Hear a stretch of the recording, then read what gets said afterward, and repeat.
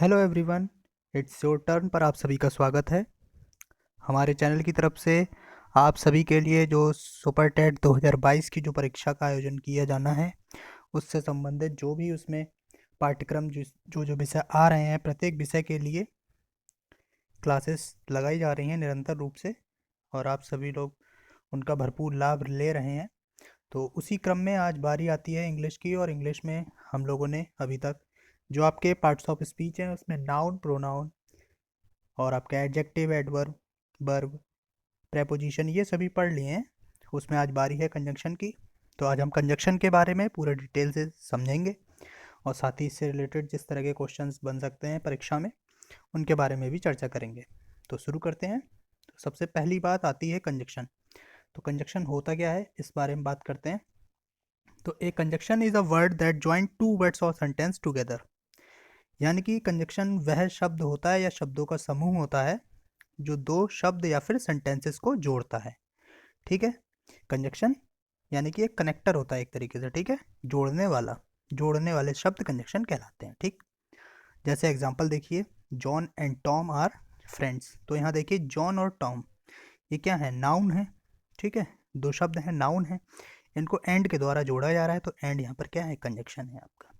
ठीक है, Mohan is ideal as well as foolish. तो यहाँ देखिए आइडल और फूलिश इन दोनों वर्ब्स को या फिर इन दोनों एडजेक्टिव्स को, इन आइडल और फुलिश इन दोनों एडजेक्टिव्स को यहाँ पर एज वेल एज के द्वारा जोड़ा जा रहा है। तो ये क्या हो गया, आपका कंजक्शन हो गया। ठीक, अब बात करते हैं टाइप्स ऑफ कंजक्शन की।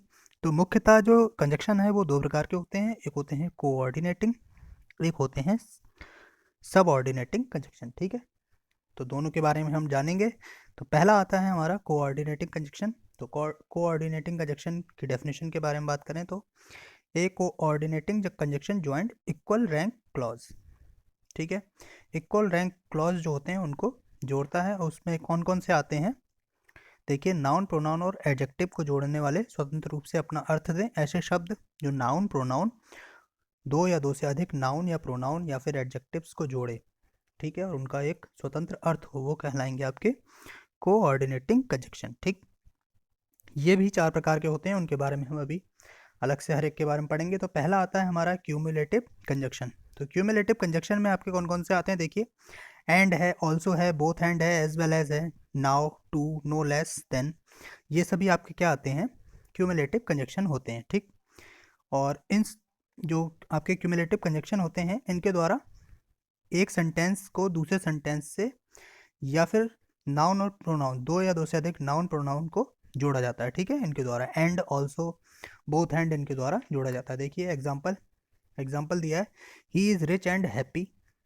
ठीक है, तो यहाँ देखिए रिच और हैप्पी इन दोनों के लिए जोड़ा गया है एंड के द्वारा। ठीक है, Ram as well as Shyam is coming. तो यहाँ देखिए राम और श्याम को जोड़ा गया है, दोनों ही नाउन हैं, इनको एज वेल एज के द्वारा जोड़ा गया है। ठीक है, तो ये आपको समझ में आया होगा आपका। ठीक है, क्यूमुलेटिव कंजंक्शन। इसमें देख लीजिए आप, जो बोथ हैंड होता है इसका भी यूजेस होते हैं इसके कुछ अलग। देखिए बोथ हैंड का जो यूज़ होता है वो आपका एडजेक्टिव्स को जोड़ने के लिए मोस्टली यूज़ किया जाता है। ठीक है, बोथ हैंड जो होता है आपका वो। देखिए अगला आता है अल्टरनेटिव कंजक्शन। तो अल्टरनेटिव कंजक्शन में आपके जो आते हैं वो हैं आइदर और, नाइदर नॉर, एल्स और अदरवाइज। ये आपके क्या आते हैं, अल्टरनेटिव कंजक्शन में आते हैं। ठीक है, और इन कंजक्शन का यूज़ सेंटेंस में नाउन और प्रोनाउन को जोड़ने में तब किया जाता है जब उनमें क्या हो, दो विकल्पों में से एक को चुनने का बोध किया गया हो। ठीक है, ये अल्टरनेटिव की पहचान होती है, जब दो विकल्पों में से किसी एक को चुनना हो तब वहाँ पे अल्टरनेटिव कंजक्शन का यूज़ किया जाता है। देखिए आइदर सिट क्वाइटली और गो अवे, या तो यहाँ शांति से बैठो या चले जाओ। ठीक है, तो यहाँ क्या आ गया, दो विकल्प आ गए, या तो चले जाओ या फिर शांति से बैठो। ठीक है, तो इसीलिए यहाँ पे आइदर और आइदर और पूरा होता है, इसके बीच में हमेशा कोई नाउन, प्रोनाउन, एडजेक्टिव कोई भी पार्ट्स ऑफ स्पीच आती है। ठीक है, ये कोई भी क्लॉज आता है। ठीक, अगला देखिए, you must run fast else you will miss the train. ठीक है, तो यहाँ देखिए एल्स जो है वो क्या कह रहा है, या तो तुम तेज दौड़ो वरना तुम्हारी ट्रेन मिस हो जाएगी। ठीक है, तो यहाँ एल्स के द्वारा यहाँ पर जोड़ा गया इनको। ठीक है, अगला आता है देखिए एडवर्सेटिव कंजक्शन। ये कौन कौन से होते हैं आपके, but, yet, still, only, however, nevertheless, while और वेयरएज। ये सभी आपके कौन से होते हैं? एडवर्सेटिव होते हैं। और ये सभी आपको ध्यान रखना, ये सभी कोऑर्डिनेटिंग कंजक्शन है। जितने भी ये बताए जा रहे हैं ये सभी कोऑर्डिनेटिंग कंजक्शन भी हैं, साथ ही साथ इनके जो पार्ट्स हैं उनमें आपको बताए जा रहे हैं। तो देखिए इनका जो कंजक्शन है, इन कंजक्शंस का जो यूज़ है वो नाउन प्रोनाउन के ऐसे जोड़े में यूज़ किया जाता है जो एक दूसरे क्या हो, विपरीत हो, अपोजिट जो भी जोड़े होते हैं, ठीक है, अपोजिट सेंस वाले यानी अपोजिट अर्थ हो जिनका, उनके बीच में इनका यूज़ किया जाता है। देखिए एग्जाम्पल्स से, he is rich but he is not happy. वह धनी है लेकिन वह खुश नहीं है। तो धनी है तो जाहिर सी बात, अधिकतर धनी लोग खुश होते हैं, ठीक है, गरीबी के कारण दुख आते हैं लोगों के पास, इसीलिए यहाँ पे जो बट है वो यूज़ किया गया है, ठीक है, क्योंकि एक दूसरे क्या है, अपोजिट हैं ये, ठीक है। तो अपोजिट जब सेंस जहाँ पर यूज़ होगा वहाँ पर आप कौन से कंजक्शन यूज करेंगे? आपके एडवर्सेटिव कंजक्शंस जो होते हैं, बट ये स्टिल ये सभी आपके यूज़ किए जाते हैं, ठीक है। अगला आता है देखिए इलेटिव कंजक्शन। तो इलेटिव कंजक्शन ऐसे कंजक्शन होते हैं जो ऐसे वाक्यों में यूज़ किए जाते हैं जिसमें पहला वाक्य जो होता है वो दूसरे वाक्य के लिए परिणाम दे रहा हो, ठीक है, जिसमें एक वाक्य दूसरे वाक्य का परिणाम हो, ठीक है। तो वहाँ पर आपका इलेटिव कंजक्शन लगता है। देखिए I was ill so I could not come. तो यहाँ देखिए मैं बीमार था इसीलिए मैं नहीं आया, मैं नहीं आया क्योंकि बीमार था। तो यहाँ क्या है, परिणाम आ रहा है इसका कि बीमार होने के कारण वह नहीं गया, ठीक है। अब बात करते हैं सबऑर्डिनेटिव कंजक्शंस की। तो सबऑर्डिनेटिव कंजक्शन जो होते हैं इनके ये भी कई तरीके के होते हैं अर्थ के अनुसार। तो देखिए कुछ होते हैं टाइम वाले। तो टाइम में जो कंजक्शन आते हैं वो आते हैं आपके when, whenever, till, until, before, since, while, as soon as long as और जस्ट एज। ये सभी आपके क्या आते हैं, टाइम के कंजक्शन कहलाते हैं, सबऑर्डिनेटिंग कंजक्शन में टाइम के कहलाते हैं, ठीक है। तो इसमें आप देखिए कौन जो आपके टाइम के हैं। तो पहला है when I Shaw him I stop my car. तो यहाँ देखिए वैन यहाँ पर क्या है, इंटेरोगेटिव सेंटेंस नहीं है। अगर इंटेरोगेटिव होता तो यहाँ लास्ट में क्वेश्चन मार्क दिया होता और वैन के बाद हेल्पिंग वर्ब दी होती, ठीक है।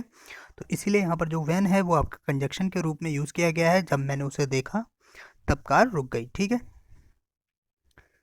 जब मैंने उसे देखा मैंने कार रोकी, ये इसका अर्थ हुआ, ठीक है। अगला देखिए as soon as it train the farmers will show the seeds. तो यहाँ देखिए यहाँ पे एज सून एज का यूज़ किया गया है, यहाँ पर वैन का यूज़ किया गया है। ये दोनों क्या होते हैं, समय के सूचक हैं, ठीक है, टाइम के, इसीलिए यहाँ पर इनका यूज़ किया गया है, ठीक, ये आपको ध्यान रखना है। अगला आता है देखिए इसी में सबऑर्डिनेटिंग में आता है प्लेस का। देखिए प्लेस में आपके दो ही आते हैं, वेयर और वेयर एवर। तो you can go wherever you want, तुम जा सकते हो जहाँ तुम चाहते हो। तो यहाँ वेयर एवर आया है, ये आपका क्या है, कंजक्शन है, कौन सा है, सबऑर्डिनेटिंग कंजक्शन है, ठीक है। अगला देखिए कॉजेस के लिए जो यूज़ होते हैं, सिंस है, बिकॉज है, एज है, ये तीनों आपके कॉजेस के लिए यूज़ होते हैं। कॉजेस का अर्थ होता है कारण, ठीक है, कारण बताने के लिए ये यूज़ किए जाते हैं। देखिए she came because I called him up, वह आई क्योंकि मैंने उसे बुलाया था। तो यहाँ क्या है, कारण बता रहा है, बिकॉज, ठीक है। अगला देखिए as he is a miser no one likes him. तो यहाँ जो एज है वो आपका क्या है, कॉज बता रहा है, कारण बता रहा है कि वह माइजर है, इसीलिए उसे कोई भी पसंद नहीं करता है, ठीक। अगला देखिए अगला आता है पर्पस के लिए जो कंजक्शन यूज़ किए जाते हैं यानी उद्देश्य के लिए। वो कौन कौन से हैं? पहला होता है that, show that, in order that और लेस्ट। ये आपके क्या होते हैं, पर्पस यानी कि उद्देश्य बता रहा हो, किन्हीं भी नाउन या प्रोनाउन या फिर एडजेक्टिव किसी भी दो शब्दों के बीच में या दो क्लॉजेस के बीच में या दो सेंटेंसेस के बीच में जब कोई उद्देश्य बताया जाता है तो वहाँ पर उन शब्दों या उन वाक्यों के लिए जोड़ने के लिए जिन कंजक्शंस का यूज़ किया जाता है वो ये हैं, that, show that, in order that या लेस्ट, इनका यूज़ किया जाता है, ठीक है। देखिए एग्जाम्पल से we eat so that we may live, ठीक है। तो यहाँ हमें जीवित रहने के लिए क्या है, हमें खाना आवश्यक है, ठीक है। तो यहाँ पर क्या है, उद्देश्य बताया जा रहा है, ठीक है। अगला देखिए run fast लेस्ट you should miss the train, ठीक है। तो यहाँ देखिए जो आपका लेस्ट है ये क्या बता रहा है, तेज़ दौड़ो नहीं तो क्या होगी, ट्रेन मिस हो जाएगी, ठीक है, ट्रेन मिस ना हो इसीलिए क्या है, तेज़ दौड़ो, इसलिए यहाँ पर लेस्ट जो है आपका पर्पज़ यानी कि उद्देश्य यहाँ पे बता रहा है।